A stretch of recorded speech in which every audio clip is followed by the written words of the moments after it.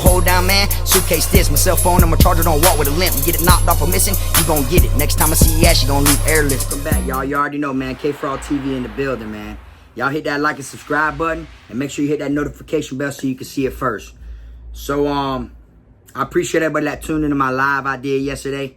You know, I went on there kind of early in the morning. I don't normally do that. But for the most part, today I'm just gonna speak on to y'all. You know, it came to my mind. I was laying down and I was thinking about, you know, my tattoos or whatnot. So I want to speak on, you know, getting tatted in the chain gang. You know, about how it is about getting tatted. You know, the number one thing you want to make sure is sterilization. That's the number one thing when it comes to getting tattoos when you're locked up.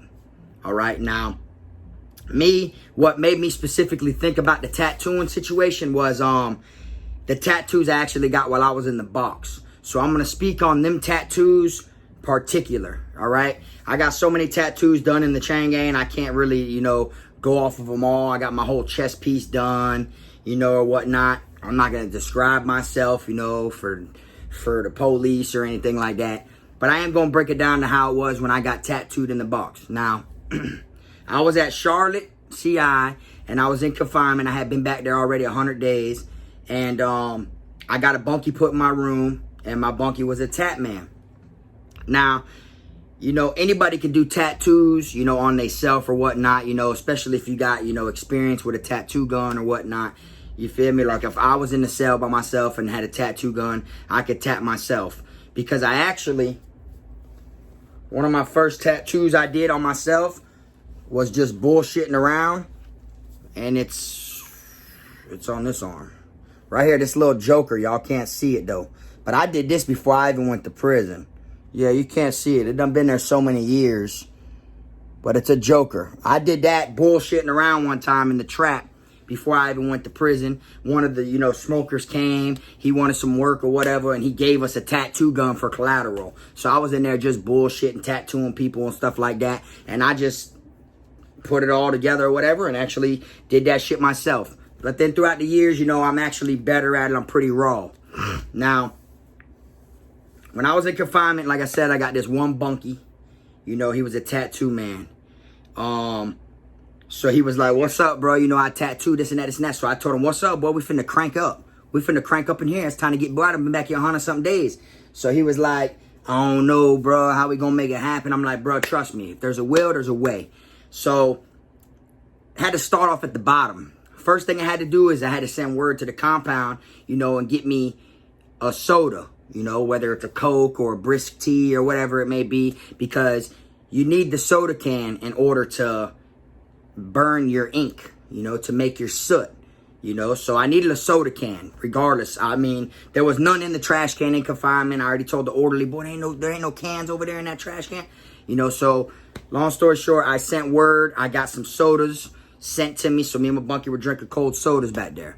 Once the sodas were gone, boom, next thing you know, we ripped the can. So when you rip the can, you actually tip it upside down and you use the bottom, the part that dips in on the outside bottom of the can with, you know, hair grease or whatnot. But in this particular situation, and this is my first time ever using this to burn ink, we didn't have hair grease.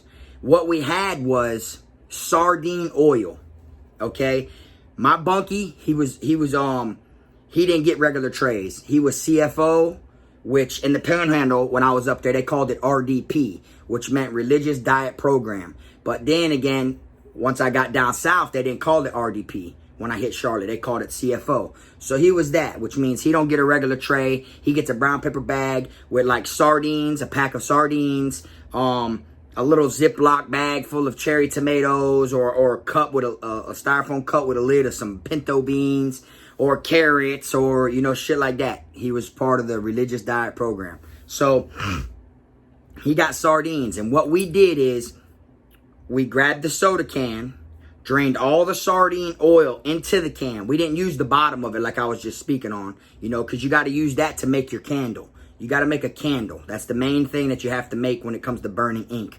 So we filled the soda can up probably like this much with sardine oil. We squeezed the pouch. And what we used to burn this ink was the toilet the toilet. What the toilet is it's a chrome toilet. It's connected to the sink. It's one piece. It's one piece of, metal.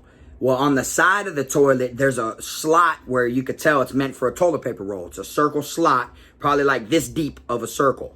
It's like that, and it's like that big. You could tell a piece of a roll of toilet paper is supposed to sit in there. So once we poured this sardine oil inside of this Coke can, like after we ripped the Coke can and we filled it with the sardine oil, we then set it inside there, right? And then we grabbed a piece of one of my, I had a folder, like a file folder, just a regular white folder. You can get them for like 30 cents on the canteen. I had one of those that I used to keep all my papers in, my wraps. So I ripped a big square of that off, about this big, and we covered it with toothpaste, one side of it, and we stuck it up where the circle was, where this can was standing up in there.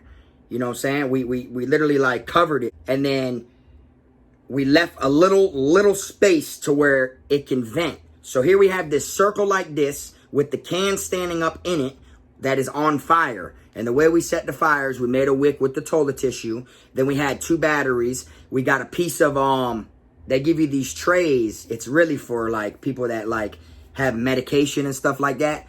Well, they gave me water pills for high blood pressure at the time. So because eating a lot of, soups in there, you get high blood pressure from all the seasoning packs throughout the years. So anyways, the back of the pill sheet, it's one of them pill sheets where you pop it and it comes out of the back of the foil. So you just get a little strip of that foil and you hold it on one battery, positive, hold it on the other one, negative, and it's going to pop a flame. And when it pops the flame, you have your toilet paper twisted up real long, like you go like this with it to make a wick. And then once you pop the flame, you have the toilet paper right there and it sets the toilet paper on fire. Because believe it or not, if you don't pop a flame and you just put the toilet paper near Brillo like you would to spark something, it's just going to burn it. It's going to burn it. It's not going to catch it on fire. And what we need is a fire to, catch our wick on fire inside of the can. So, like I was saying, so we put toothpaste over the folder and stuck it over the circle part, but left a little space like that big so the smoke can vent out. The smoke can come out of the circle like that. The officer went to banging on the door, screaming, talking about why I smell smoke in there. It was shower time, but, it took us 2 days to burn this ink just so I could get tatted. Now, the officer went to banging on the door. He said, man, what that is smoking? What that is smoking? I put my towel up right in front of him, like covered my window, like he was dead. There was no way coming in there. There was no way to see nothing like that and everything. And then when he went to banging on the door, then after that, when we were done, once you take that off, because normally in the dorms, you use lockers, which is a metal locker. You put a stack of books, so that way when you put the can on it, the can that's your candle is on fire. It's actually, the flame is burning the roof of the lid of the locker, all right? So once you do that, and you got it burning the roof of the lid of the locker, when you're done and you let it burn all the way through the candle and everything and go through all the hair grease or whatever it is you may use, when you open the lid, that whole lid is going to be black resin, which is soot. That's what you use to make soot. Then you get you a piece of paper. You put the piece of paper down like this, and then you get you a card, like a playing card, same card you play spades with, and then you scrape it down from the top of the lid inside to the bottom. And as you go like this, these big old chunks of black dirt just keep falling. And that's really from you burning the roof of the locker. That's how soot's made. Now, in here, it burnt the inside of the circle, the roof of it, because it was metal. So we still got soot, but it took 2 days to make just enough soot. Now, once we grabbed it, we took another piece of the folder and we stuck the thing in there like this. And then we took another piece of the folder and we scraped it off. We had enough soot. We stuck it to the side. The next day we did the same thing. The police didn't end up coming in there when they were banging on the door and all that. They wanted us to take the wind. They were more focused on what are we doing to where now we got the towel covering our thing. So the second day, right? The second day we went to burn ink, it was crazy. We heard all this popping and shit, this little cracking noise and everything. And when I went over there and I looked and I took off the little thing to see how it was doing in there, there was a bunch of German roaches, cockroaches, that done went in there for the oil when it wasn't hot from the day before and got stuck in all the oil and everything. And when we stuck it in there, we didn't pay attention to it because it looked all burnt and black. There was a bunch of German roaches that climbed in there overnight from the smell of fish. And they went in there and they was all popping and screaming and everything like that too. But at the same time, you know, it didn't affect us because we're just using something to stay on fire to burn the roof of the metal. You see what I'm saying? So really it didn't matter whether they were in there or not. But it was just a crazy situation, and I wanted to speak on this because literally got tattoos done with sardine oils, what we used as a candle, you know. And then the second day there was German cockroaches in there. So the next day came and it was time to get tatted. I laid down on the top bunk. I put my arm over there and I let my bunkie freehand this. As you can see, I only got one coat done. I don't know if you can see. Let me see if I can get a little closer. I mean, you can't really tell. But what it is it's a clown with a spring coming out of the Jack-in-the-Box. See, it's got a box that opens and it says love is pain. And there's money sign smoke coming up next to his face. You know? But I got that done for free. You know what I'm saying? That, and then I also had got one of my baby mama's names tattooed on me. And then I got K-Frog Jr. on my side right here with the Donald the Duck. You see what I'm saying? Now, this is all like tattoos people charge on the compound or whatever, but I got it for free, you know, just because I was like, yeah, fuck it, I'll get it, you know, whatever, boom, let's get it.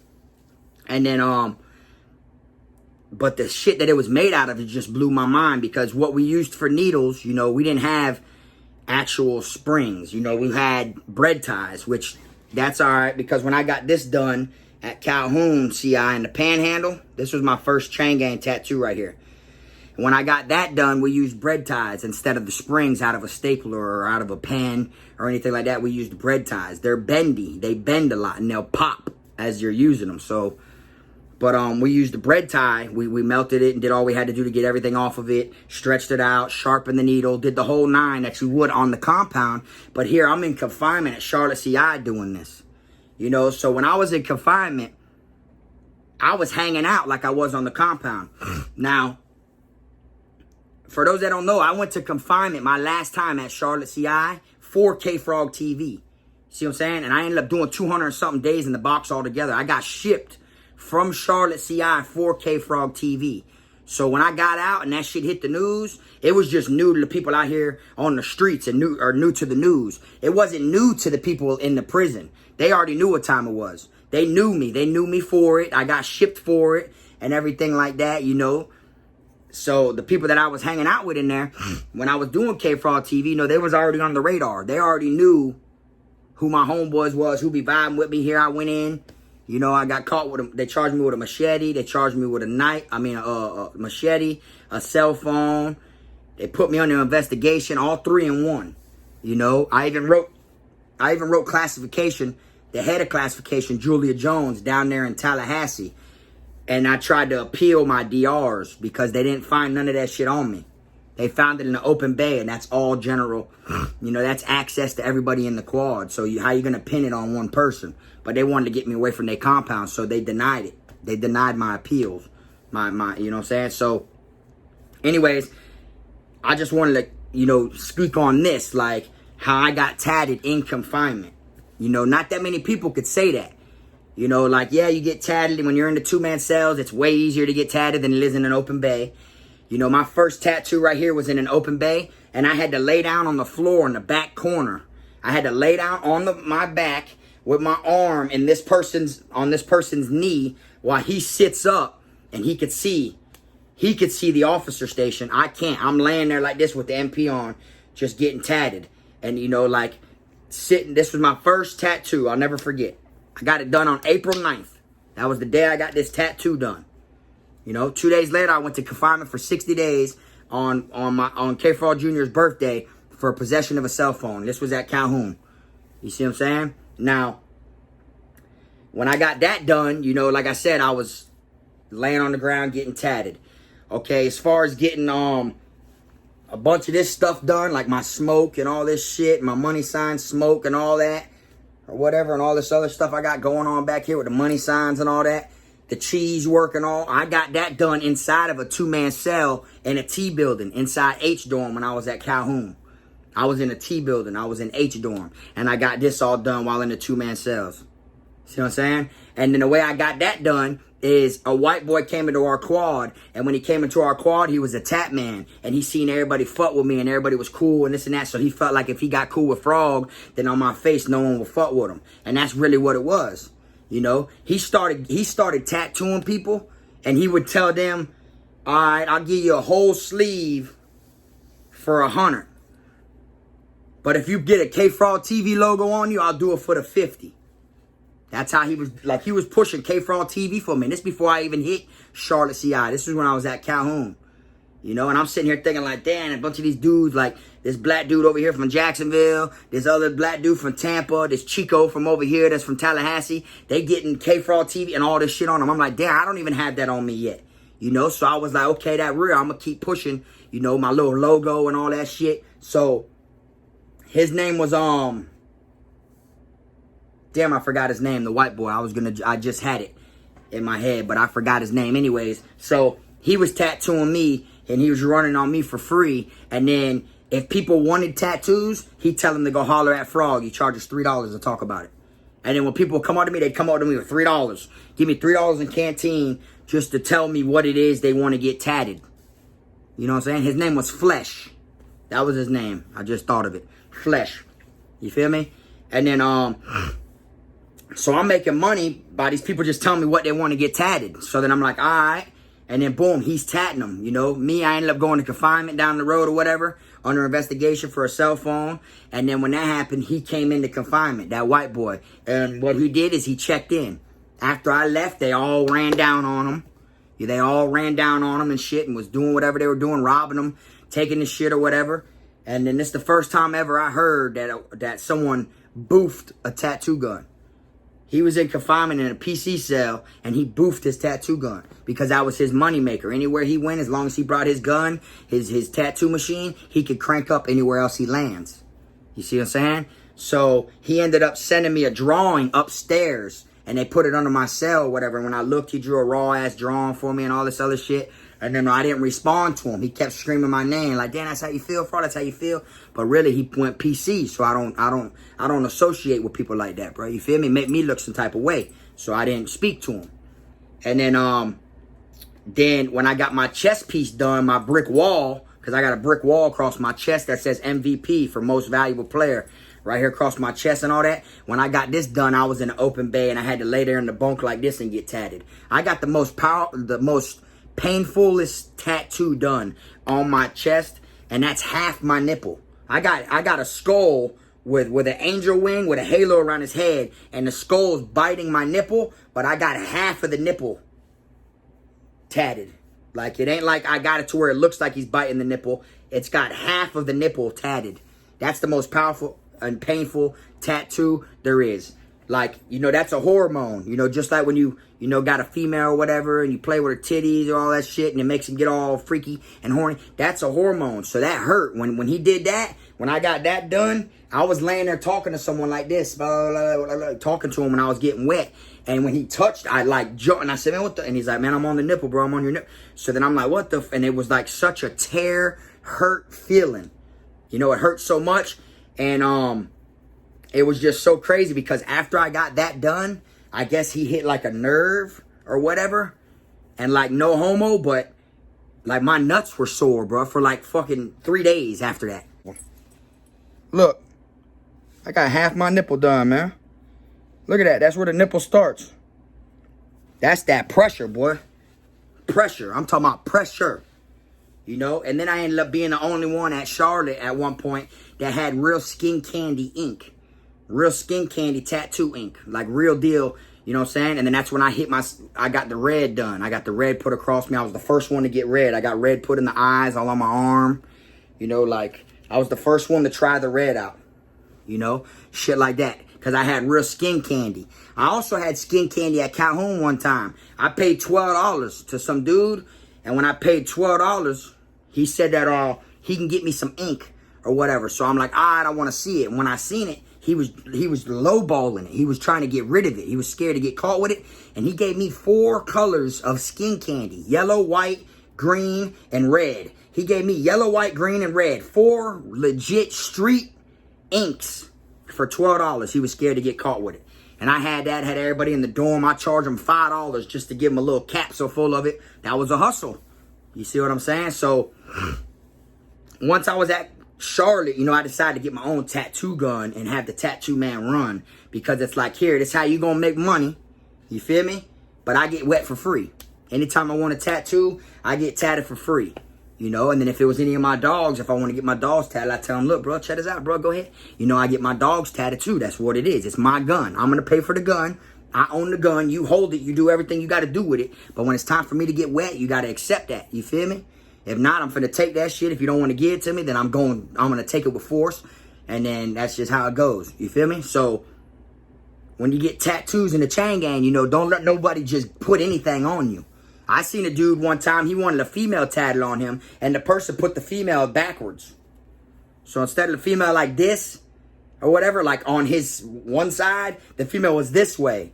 Backwards as hell. Letters are all off and everything, because, you know, just make sure you don't jump right into it. That's all I can really say. You feel me? Because, you know, a lot of people, they rush into this shit. Like when you make soot and you make ink, you put it inside of an eye bottle. You know, and then you can put a little ball in there. You know, you can get a ball from like the roll-on deodorants, or there's a bunch of different places where you can get a little ball. You put the ball in there, or like inside the school building where the mouse is at, the mouse for the computer, you could take the ball out of there, and then when you take that rubber off, there's a little metal ball. You put that inside of the little eye bottle glass, and then you see people walking around the dorm going, they're shaking the ink up, and then sometimes it takes about a good week or two. It could be sooner for the soot to actually, you know, set right, or else it'll be too watery and it'll come back gray looking. You see what I'm saying? But I just figured I'd come on here and I'd tell that story or whatever about that shit.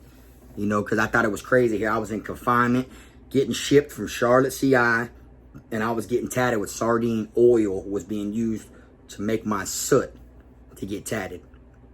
You know, so that's what it's like when you get tattooed in the chain gang. So I done been tatted in a 2-man cell. I done been tatted in an open bay. I done been tatted in the box. You know what I'm saying? And I'm going to be 100 with you.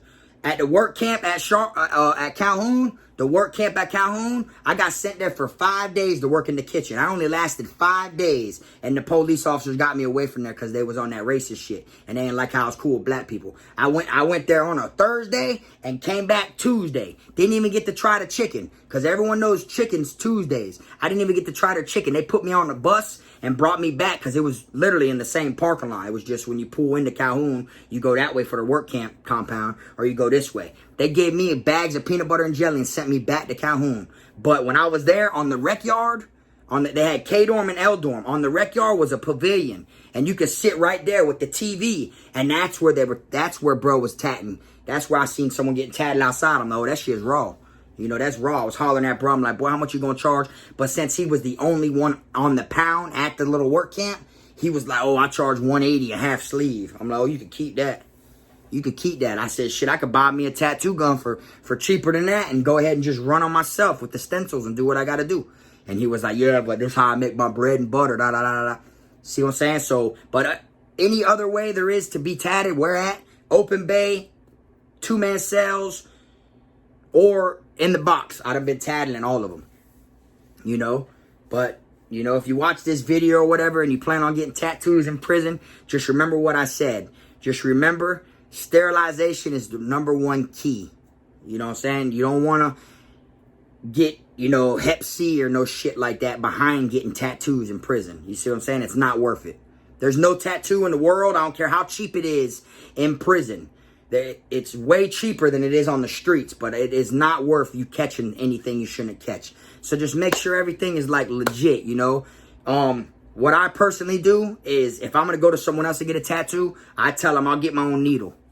That's it. So then I get my own spring or my bread tie or whatever I get, however I get it, and I bring it to him, and I get my own needle. So that way I know it's sterilized. I know it's, you know, I watch it being made when I'm going to get tatted. You're not going to sit here and try to use a needle on me that you done used on someone else. So I'm going to get my own needle.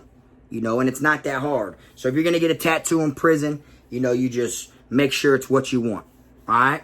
Now, I'm going to go ahead and wrap this up. But what I'm going to say at the end is, as y'all can see right here behind me, you know, I got my poster, my pillow out. I got my, you know, for my trolls, you know, my Sucking on Soft merch. All right, I'm going to be doing a live video.